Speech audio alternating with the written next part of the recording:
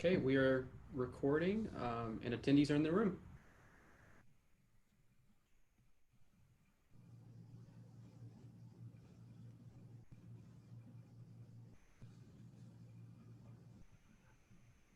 Good afternoon, everyone. Happy Thursday. This is Damon Lester, president of NAMAD, and welcome to our NAMAD Convention Workshop Series. Today, we're going to do something a little different via a fireside chat with a special guest and a good friend of mine. We're going to talk about today leading through uncharted waters. Today, our presenter and facilitator is Dr. Stephen Jones. He's the CEO of Jones, which is a diversity and inclusion consulting firm that has worked with and still works with Honda, Toyota, Hyundai, and some other corporate Fortune 500 clients that he has throughout the country. Also, Dr. Jones has spoken at NAMAD previous conferences over probably the past 10, 15 years throughout his tenure. And finally, a lot of you guys who are next gen who are on this webinar, remember Dr. Jones as one of the original facilitators and helped form the NAMAD Next Gen to what it is today. So please welcome Dr. Stephen Jones. Jones. Excellent. Thank you, Damon. Thank you very much. It is truly a pleasure to be with you, Damon. Damon, anytime we get a chance to connect, I just really am a fan of your leadership. You are just impressive, sir, and both from a heart, head, and action perspective, you make things happen. I was going to say feet, but I decided to say action instead. Right. So really, really excited to be here. And for all the next gen leaders who are with us, it is good to virtually be in your presence, keep the leadership going and the movement happening. So it is truly a pleasure.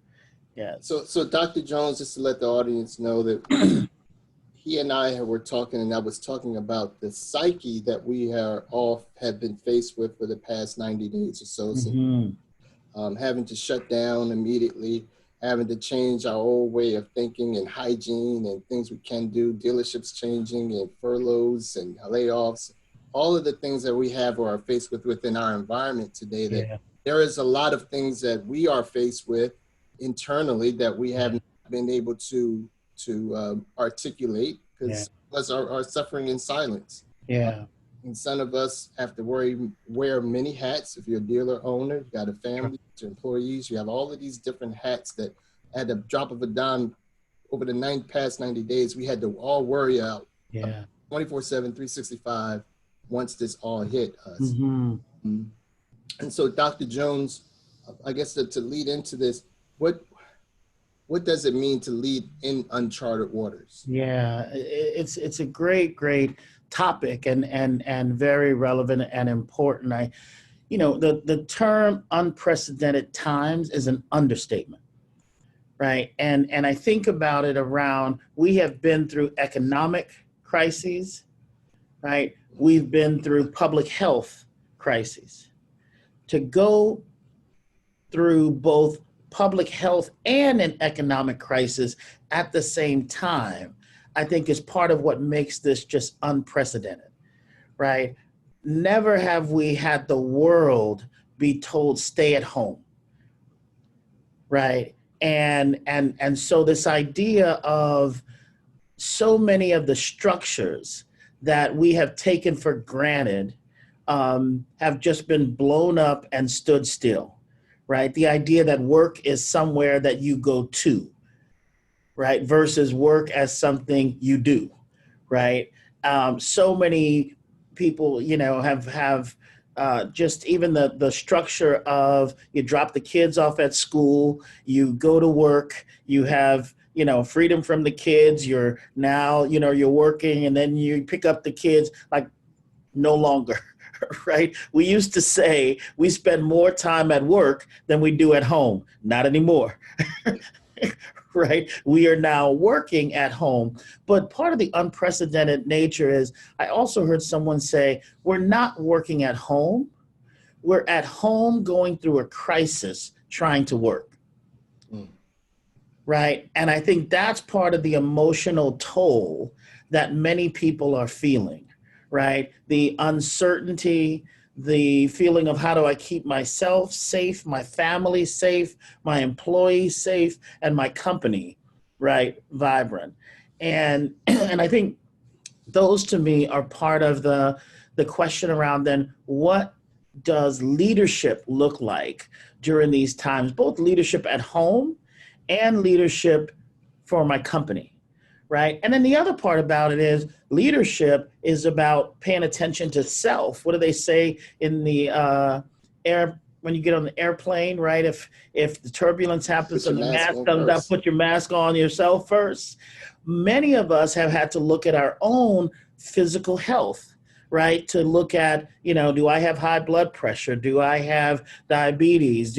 What's my physical condition? Because if I'm not taking care of myself, then I'm not able to take care of others, right? And so this idea of really thinking about the concept of leading in a crisis starts with managing myself and then being present for others and then thinking about things in some very different ways. So we've had to reinvent so much, right? Reinvent the dealerships, right? Reinvent what service looks like and providing that service, reinventing what school looks like, right? So some of our clients we work with are universities, they're K through 12 schools. In 5 days, they've had to go from in-person teaching to an online university, right? And that means that we've had to reinvent what is possible, right? And how we keep things moving forward. And so leading during a crisis challenges us to think differently, but to hold on to our core values, right? So we still got to educate. How do we educate in this virtual environment where people are staying home, working from home, being the teacher at home, working with their partners right next to them, um, holding the core values, excellent customer service and connection to customers. How do we do that in a virtual environment? Does that mean we hold a Zoom call? Does that mean we reach out to clients, right? And so really rethinking what's important to us is a key part of leading during uncharted waters. I'll pause there, Dave. So if I can do a quick follow-up. So you know Yeah. the fact that March, we all had to stop. The world stopped. And everyone pivoted so many different ways into Yes. our own little 360 world because Yeah. we had to worry about a mask. Is my dealership going to be okay? Yes. Some states were shut down, some states weren't, some states had service only, some states weren't.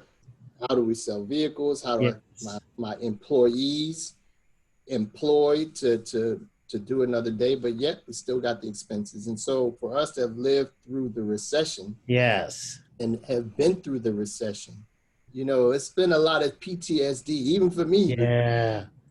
When this happened, I had to run into a burning fire. Yeah. And so how do we've all had to wear these different roles and have all feel in some kind of way from what we thought was our normal Yes. change into this new normal. Yes. Coping with loss and loss may mean something to everyone, not necessarily death. Yes. What are some ways for us that have either lost in some business, lost employees, loss in time? Yeah. Also for some of the OEMs or manufacturers and vendors that are on here, we don't have a break. And break meaning our day starts at work, it ends in work, and we don't have that break of, hey, let me go grab a bite to eat or drop it off, or let me go have lunch or go home. Yeah. All runs into this continuous day. So what have you seen, or what ways, how do we cope with this? Because things are starting to kind of open back up. Yeah. What are some of the things that we need to kind of adhere to or look within ourselves to kind of figure out what a balance is? Yeah, I think the first thing, and you said it, Damon, is I have to pay attention to what's going on with me and my emotional state. That PTSD that you mentioned is a very real thing, right? Right. So I have to look at what are my triggers, right, that cause me to go into an emotional spin, right? I think that's the first thing. I got to pay Right. attention to my emotions, right? The second thing is you've got to create new boundaries, right? Because if you do not manage the work will manage you, right? And so selecting a time where you walk away from the computer, where you set a boundary, because there's a point of diminishing return, right? Where being busy doesn't mean you're being productive, right? And that's not easy. That's not easy to do, right? But the idea of setting a time aside where you stop answering the phone, stop and you do, whether it's exercise, spend time with your family, spend time alone, you've got to set boundaries, right? Because if you don't set boundaries, then you will burn out. And we're going to be in this situation for a while, right? So setting those boundaries becomes really important as well.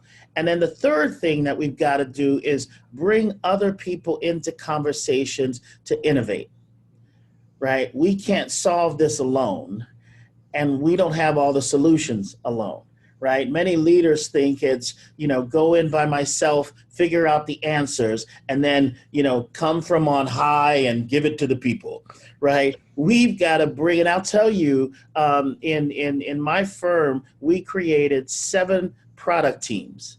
And those product teams had to innovate and come up with how do we transfer our services from an in-person to an online, right, reality. And so I think that's part of what we need to do is look at how do we pull teams together at our dealerships, right, to say how do we come up with creative ways, new ways, right, to deliver, to create new services, to take some of those ideas that we used to say no to, and now might be the time to say yes to them, like e-commerce, right? Right. And so we've got to really make sure that as a leader, we are listening and bringing other people into the solution building part of keeping our businesses vibrant. And to your point, for dealerships, it's such a person to person, interpersonal, shaking hands, kiss babies. We're in the community 24 hours a day from the store, from sunrise to sunset. Yes. AIM is supporting the dealership, supporting the local clubs, or it's supporting just the community that Yes. it surrounds from its infrastructure. And to a point where at one point, at 1 day's notice or less than a day's notice, we were forced to stop. That's right. Dealer in this country had to stop Yes. and refigure out how to create a digital world. And some didn't have the infrastructure. Yes. Did. Mm-hmm. And that in of itself was a stress Yes. that we all had to maintain, even from all of us who travel quite a bit. And that had to stop. And now we're doing these Zoom meetings, and That's I'm right. no plane no more, Dr. Jones. Yeah. Plane. I like these. So what we're all experiencing and trying to support our employees Yep.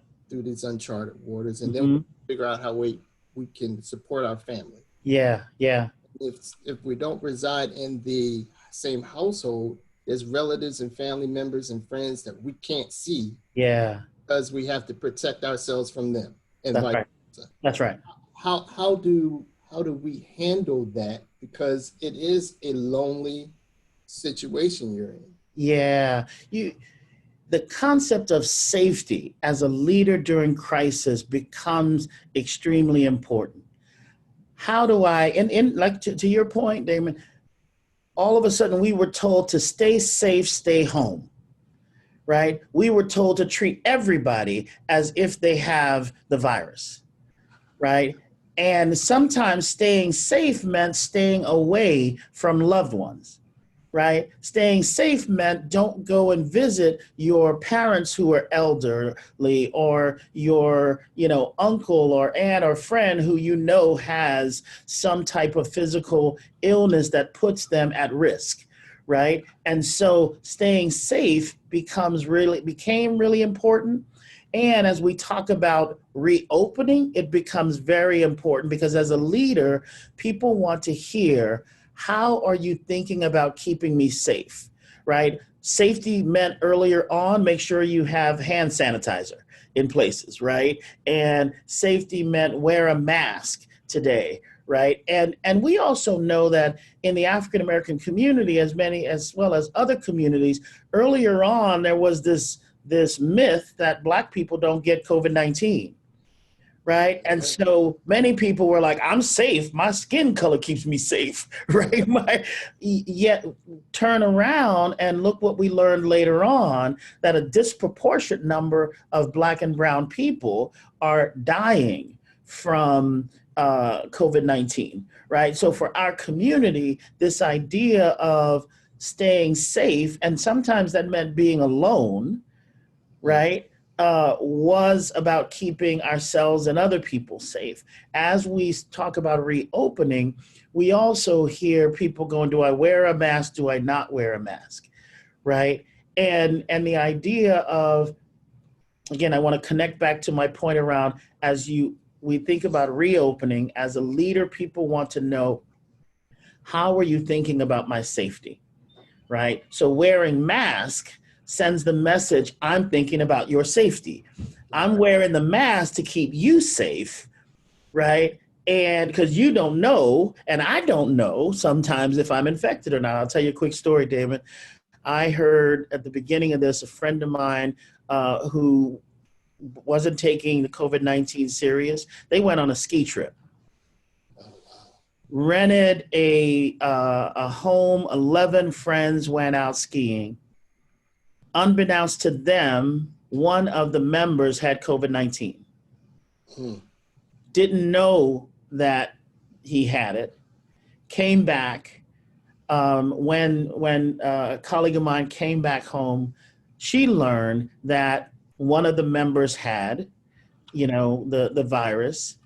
Another person who was in the house was asymptomatic, didn't know she had it, went home, infected her mother died. Oh, wow. Right? And so this idea of reopening doesn't mean that the virus is less dangerous, right? And so focusing on physical safety is really important. I want to talk about safety in another way. Mm-hmm.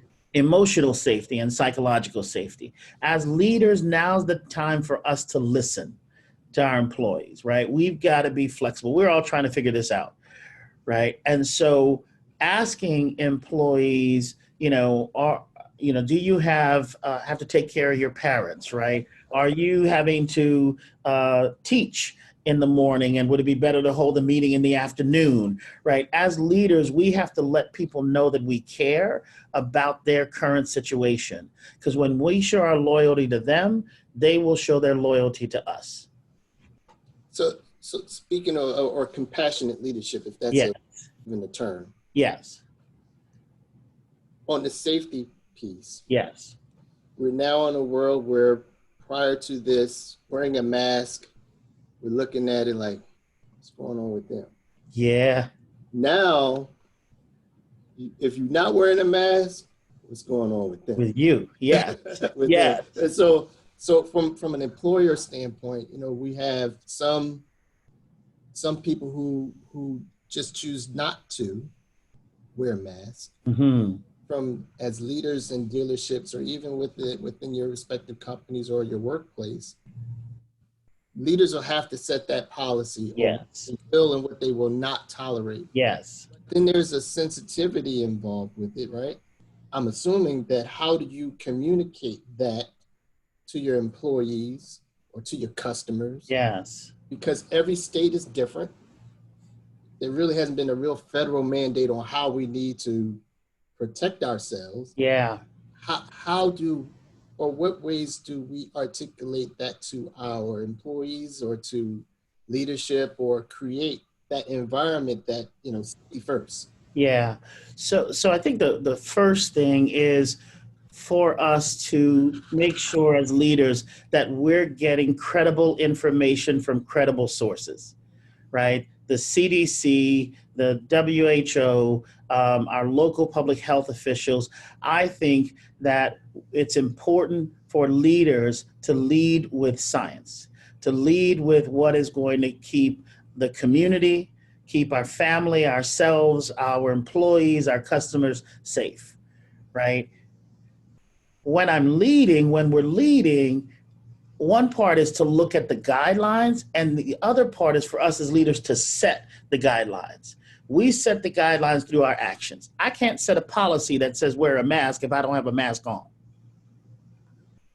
True. Right? So people are watching our actions to see if we're taking what we're saying as credible. Mm. Right. And so I think this is an opportunity for us as leaders to be role models, right? Because leadership is about respect, right? And it's about building trust. And people want to know. And so let me answer your question directly as well. So I think once we gain that information about what the CDC is saying or what local public health officials are saying, then to communicate that and build that into the policy, to have information on our websites and in our dealerships that say we are leading with the latest information from the CDC, Johns Hopkins University, our local public officials, right, or some of those credible sources. I think communicating the why we're making the decisions and the policies that we're making, in addition to what those policies are, becomes really important in leading in this time. So what are the strategies that we can implement tomorrow on how we can create a more inclusive workplace Mm-hmm. to make sure that your customers are safe, your employees are feeling safe, and even some stores that have had to lay off or furlough employees, feeling that sense of comfort to be able to want to come back to work in this environment? What are some of the things that leadership or management can do to create that? Yeah.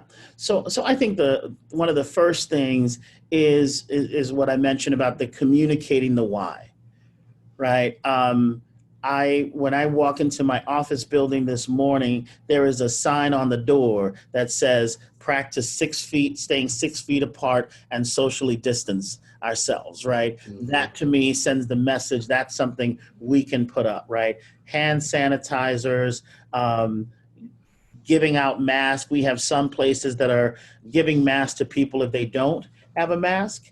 And let me talk about the mask thing for a second, and the idea of choice. Businesses have the right to provide services to people or to not provide services to people, right? And so there are many places who are saying no mask, no service, mm-hmm. right? You can make the choice to not wear a mask, and I can make the choice to do business with you or not, because it could potentially harm my entire business if you are infected and don't know that you're infected, right?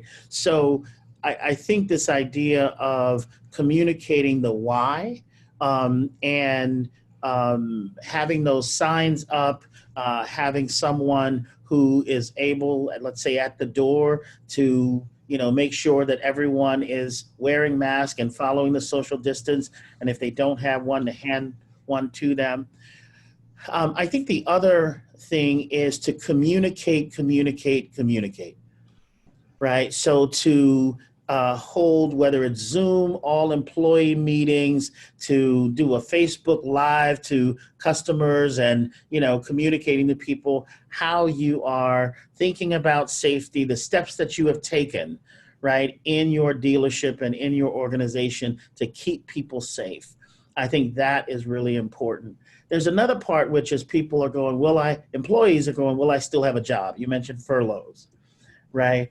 I think increasing the level of transparency around, here's how I'm making some of these business decisions. We're going to have to lay off these number of people for these reasons for this length of time, right? I think being more transparent with the reasons why we're making these decisions as opposed to less will make it more likely that when I need those individuals to come back, that they're willing to come back, right? Versus if the person feels like, well, I just got cut and, my leader is more interested in saving themselves than really, caring about my concerns, my family, my feelings.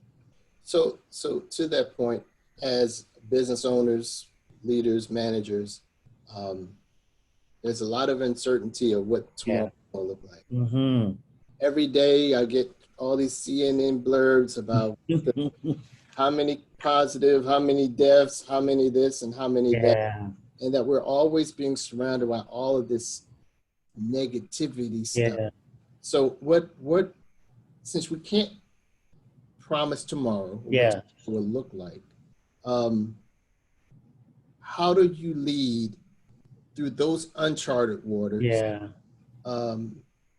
Knowing that we could have another wave as they're projecting, or your paycheck protection program money, what's going to run out, what happens? There's a lot of things that there's been some kind of fallacy going on, but what do you suggest, or how do people handle that, not knowing what tomorrow will bring? I think the first part, and I love having this fireside chat with you, Damon, because you give the answer in the question. It's because we're here. There you go. Look, many of us have viewed leadership and strong leaders as, tell me that you have the answer and tell me that you know, right? In these uncharted waters, if you're a leader telling people what, that the future is what the future is going to be, right? Then they're not going to believe you because nobody knows what the future is going to be. So here's what we can do is when leaders communicate to their employees, here are the things that I'm watching and paying attention to, right? I'm watching whether my PPP loan comes in, right? I'm watching and tracking whether my idle loan comes in, right? I'm watching our numbers in these ways to figure out whether I'm going to have to make a tough decision here. I'm really guarding against that, right? And I hope we don't have to go there. When you can give people information about the things you're focusing on in making decisions, right, then their trust in your leadership goes up, right? The second part is when a leader says, I don't know, like in uncharted waters, that builds trust, right? Because it says that my leader is comfortable being vulnerable with me, right? And then right next to that, when the leader says, here's what I do know, right? Then that balance creates the trust in uncharted and unprecedented times, right? And focusing in on the day-to-day, we say get a mantra, right? Get a daily thing that you say. We're going to take it one day at a time. Everything's going to be okay. We're going to get on the other side of this, right? I will fight to keep you on as long as I can, right? I will fight to make sure that we still have a business when we're back on the other side of this, right? Like those are some things that you can say that lets people know that this is your commitment to them, your commitment to the business, right? So I think those are a couple of things that are really important. And then lastly, I would say to this question, we've also got to be patient with people, right? Because our employees have emotions, we have emotions, right? And we've got to give people room to, as busy as we are, for a leader to say to your team, you know what, half of you take the day off. The other half of you take the next day off, right? You will get more traction on the days that your team comes back, right? Because there is a COVID brain that's happening, right? Where so many people find themselves just drained at the end of the day. They're emotionally drained. Like you said, they're on Zoom calls all day. There's, what we used to be able to do is to like walk from one meeting to the next. And that's where we would debrief. And, somebody told me once, where has gossip gone in the age of Zoom meetings in the pandemic, right? And so we've got to create spaces between our meetings for us to breathe, take a walk, right? Because that's what will allow us to be in this for a long haul. This is beyond a marathon. This is the Ironman, right? Yeah. I'm going to pivot. I must talk about Zoom meetings. Yes. Everyone's Zooms are different, and you did I want to say a 3-minute snippet on Zoom meetings, because when we are on these meetings, we are entering someone else's home or office or wherever that's surrounding. So we're seeing all these creative stuff now. So can you go tell everyone what we talked about and what what's how to handle Zoom meetings? Yeah, so there's a couple of things with Zoom meetings, and one of the first things that's really important is when we talk about setting boundaries. Somebody told me once, when we're on a Zoom meeting, because you can see in my house doesn't mean I've invited you into my house, right? And so many people are looking in and they're looking, going, what's over there? Like, what's that picture over there? Well, your picture is crooked. Like, right? And so the idea and the message is, and this is, again, what does respect look like in a Zoom environment, in a virtual workplace? Respect looks like, before I ask you about that picture hanging on your wall, because that would be me stepping into your house or your living space, I pause and ask you permission. Is it okay if I ask you a question about that picture hanging to your left? Right? The person may say yes, or the person may say no, it's not okay, or the person may, there may be a story connected to that picture that the person may not be willing or wanting to share with you, right? And so before you step into someone's house virtually, realize that there's still a boundary there, right? And we've got to ask permission before we step into somebody's house. So to your point, there's a training that I guess we, as in our industry, since this just happened, the new thing is, since now all dealerships are doing a concierge type service, let me FaceTime you or Zoom you, and I'm going to turn off your car. I'm going to show you and walk you around this vehicle and talk about the features. Mm-hmm. Is there a different approach to the consumer side from the employee to the consumer, whether you're selling or servicing? Is there a different way to interact with them, or, like you said, ask? Yeah. So I want to answer that in a couple of ways. One, I saw an article that said it takes about 3 times the energy to connect with someone via Zoom than it does to connect with them in person. Right? So one, that's part of why, again, so many people feel exhausted and tired after all these Zoom meetings. And so many people are like, I sat down all day long. I was just looking at people. Why am I drained? Well, part of that is because of that.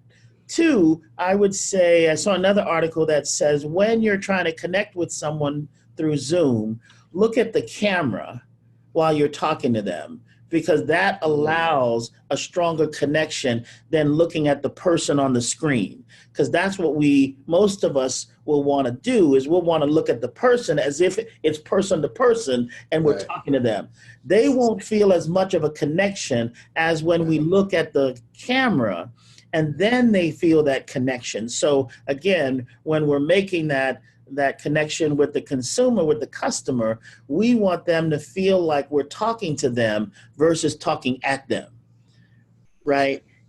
The second part that I'll say here is, or maybe it's a third, is asking questions about what the customer is interested in seeing about the car. Where do they want you to start, right? So that you're letting them guide you on the tour, right? Or you might take them to certain features first or aspects of the car. Then you want to ask them, what do they want to see next? What are they most interested in?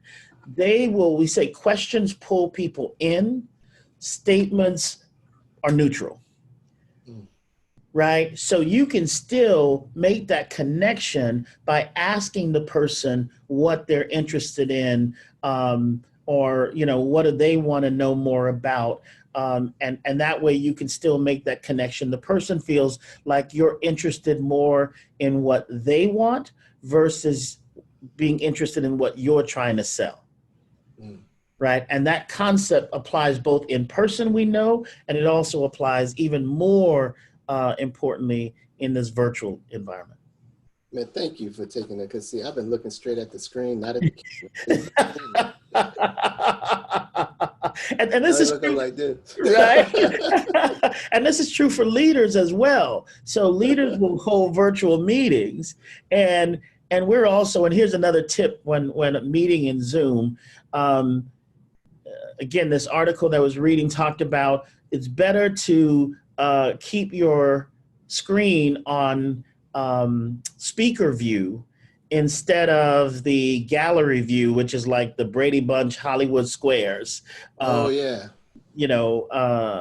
Viewpoint, because when you're on the Hollywood Squares, the gallery view, your brain is trying to pay attention to a whole lot more cues that are happening, right? And it's harder it takes up more energy versus if you're on speaker view.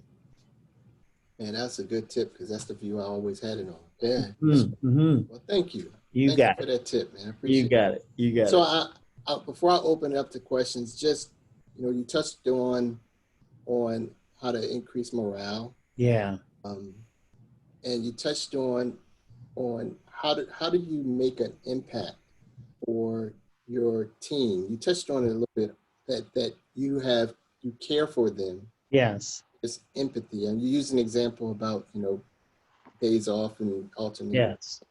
What ways can you do that as a leader or as a manager? Yeah. So I think one of you mentioned the ambiguity and the unknown. And we find during these uncharted waters, it's important to be clear about what are the priorities you want people to focus on, right? Focus on that day, to focus on that week, to focus on this month, right? So we as leaders have the opportunity and the challenge to be very clear about our expectations, right? And so that then people can navigate their time in order to meet that expectations. This is not the time to try to micromanage people, right? If people feel like we're trying to, manage them every step of the way, then their trust level in our leadership will go down, right? And so I think setting clear expectations, setting times to follow up with people to see, to identify those tasks and how quickly you want the task to be done, and then set up a check-in meeting to see, what progress have you made? And so being effective managers becomes really important. But right next to that is that skill of empathy that you're talking about, right? And so that includes, I'll tell you, I had a manager who had a large team, and he said, I just decided to pick up the phone and randomly call 10 of my employees. He says, I couldn't call them all. He says, I just randomly called 10 of them to say, how you doing? Right? What are you managing? How's this COVID impacting you? Right? And that was the conversation. He had 15-minute conversations, 10, 15-minute conversations. The word started spreading that people were just getting random calls from him. Morale started increasing. Wow. Right? And before he did this, he said because he was filled with Zoom days, right, that he didn't think he had time to do this, right? But setting that time aside and, making that connection lets people know, look, one of the core leadership concepts is this idea of people People will care about how much you know once they know how much you care, right? This is the time for us as leaders to let people know that we care. Wow, that's strong. Thank you, sir. Well, I'm going to close this portion up if that's okay. But if there's anyone that has a question for Dr. Jones, please type your message in. Dr. Jones, Mr. Perry Watson says hello. Hello, Perry Watson. And I have one. I guess we've had the brutal killing of the young man in Atlanta, and then this week in Minneapolis. There's still this, for particularly people of color, this animosity about who we are with this negativity around with the disease, with the virus. How do you cope with all of this negative stuff? Like every damn time we turn it on, yes, negative. We don't have an outlet for sports. Yeah. We don't have an outlet. You can't go to the movies. Yeah. So how do you handle that? Once again, I'll bring back the thing of work-life balance. Yep. What are some ways that we can do that? You got it. So here's the concept. It's called conscious consumption, right? To be conscious and intentional about how long you watch the news, right? I get a couple of feeds on my phone in the morning, news feeds. When I get up, I'll read through that, right? At the end of my workday, about 6 o'clock, right? I'm going to watch about a half an hour of news to see what's changed, right? And what's significant beyond the president's tweet, right? And that's not political, that's just me, right? Just say, I want to be intentional about the information that I'm taking in and the sources that I trust, right? So paying attention to that part.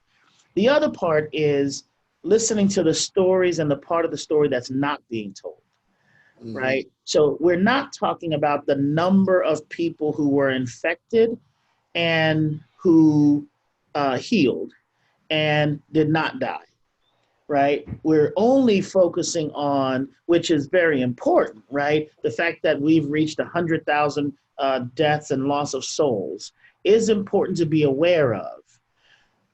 And right next to that, there's another part of the story that we're not naming, which is a lot more people are getting infected, getting better. And it's important to hold that information too, right? So that conscious consumption there. Somebody told me that, racism is not, has an increase, it's just being recorded more, right? The COVID virus isn't racist. The COVID virus showed the health disparities that racism has created for our communities, right? And if you remember, earlier on, we weren't looking at the demographics of the impact of the COVID. We were just looking across the United States. And then we started asking, well, which communities are getting impacted? And all of a sudden we see in some places, recently I saw like 80% of the deaths were from African-American, communities. And so one, being aware that these issues have existed, police brutality, right? The unfortunate loss of unarmed Black men, right? And women, right, is not new.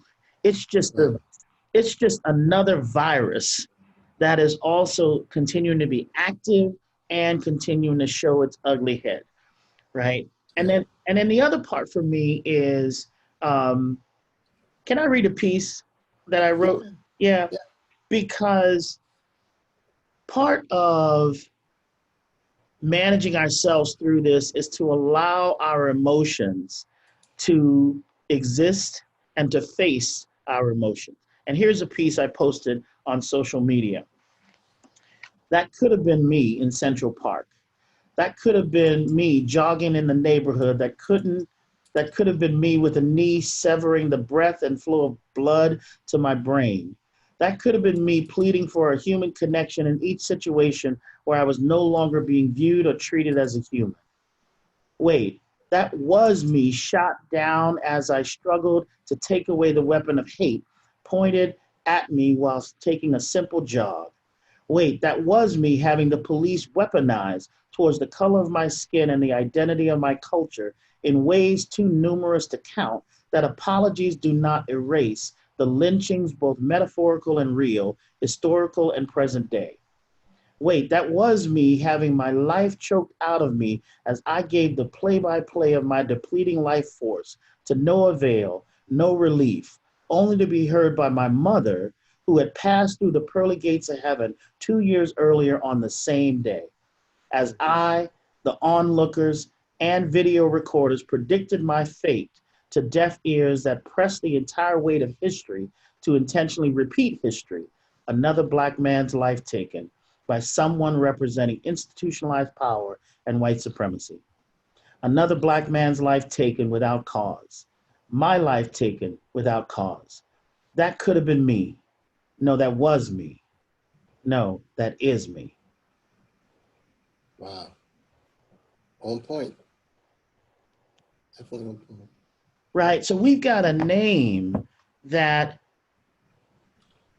and choose how we understand, right, what's happening in front of us, whether it's COVID-19 and sorting through fact versus fiction, right? And then making intentional choices around how we keep ourselves safe. And we all know that we continue to have conversations with our sons and brothers and grandsons and, nieces and nephews about how to stay safe when encountering the world, both the police, whether we're, watching birds in Central Park, right? That we know that there's a history that continues into our future. And that's a key part of keeping ourselves and our families and our communities safe. Yeah. Well, that's right. You. I got one from Ms. Carmela Sutton. Hey, Carmela. How do you feel with how do you deal with public safety wearing masks and social distancing, and you have employees who personally are against it? So there's a lot of things that people are against, right? I think if you decide that your policy is for everyone to wear a mask, then I think that's not about a personal, I'm against it or I'm for it. That's about you as a leader deciding what will keep people safe and how you want to do that. And you can set the expectation that, the expectations that everyone wears a mask. And that's what you then hold people accountable to, right? I think the other part of holding to that policy, because here's what happens, consistency becomes important, right? So if some people get to wear a mask and other people don't get to wear a mask, yet we know that the science says that someone can be asymptomatic, not know that they have the virus and spread the virus, right? So I'll go back to communicating the why. You want to communicate why you're asking everyone to wear a mask, right, in the store, to keep customers safe, to keep each other safe, right? And then you hold to the expectations of what you expect people. And people get to disagree with you as they put their mask on, right? Because there are a lot of people, we know unemployment is 36 million, if not more by now. Yeah. There's a lot of people who, are challenged to, by not having a job at this point. And so I'm not saying that in a cold way, but that's a reality, right? And so I think communicating the why, communicating the science and the facts, right? And then stating your policy and holding everyone accountable for that is part of how you respond to that. Right next to that, you listen. Listen to understand, listen to hear why the person doesn't think they should wear a mask, if there might be some type of medical, right, challenge there. And so listening to that, getting the facts for yourself on whether that medical condition is, viable or not, and doctors, approved and supported or not. But I think you listen, you communicate the why, and you hold to your policy. Here's the last one. COVID-19 has indirectly created a frequent interaction between political views. How do we deal with this in the workplace with customers and employees? Yeah, I would say, and I've definitely seen, and that was part of my concern, David, was, I'm going at some point in time, this is going to shift, right? And it definitely has. I think keeping to the science, right, and staying focused on, because again, I want to say some people are going, this is America. I have the right to not wear a mask. Well, and you also have the right to not work here. You have the right to not, right to not get service here, because businesses have the right to serve, right, or not serve people based on, choices that they make, as long as it's not discriminatory around any of the protected groups, right, race, gender, veteran status, ability, that type stuff, right? So I think you set the policy, you listen to science, you hold your own political views, right, out of the mix, right, and you stay focused on keeping this focus on public health. But here's the other part about this is also about your business. Because if there are people who decide not to come into your business because they see people not wearing masks, then that could be hazardous to your business and your bottom line as well, right? And so I think that's a key part of staying out of the politics of it and staying in the public health focus. Well, thank you, Dr. Jones, my brother. I appreciate it. And thank you for all that have joined with us today. We appreciate it. And this is one of a series of 3. So we got 2 more that we will do. Conversation with Dr. Stephen Jones, CEO of Jones. For everyone, I thank you for all attending and participating today. As always, with all of our webinars, we will send out this recording to you by later on today, first thing tomorrow. And with that, enjoy the rest of your day. Enjoy the rest of your weekend. And everybody, please be safe. Thank you, Dr. Jones. Pleasure. Thank you, Damon. Damien. Thank you, Jalen. Appreciate it, guys. Have a good day. Right. Thank you. Stay safe, everyone. All right.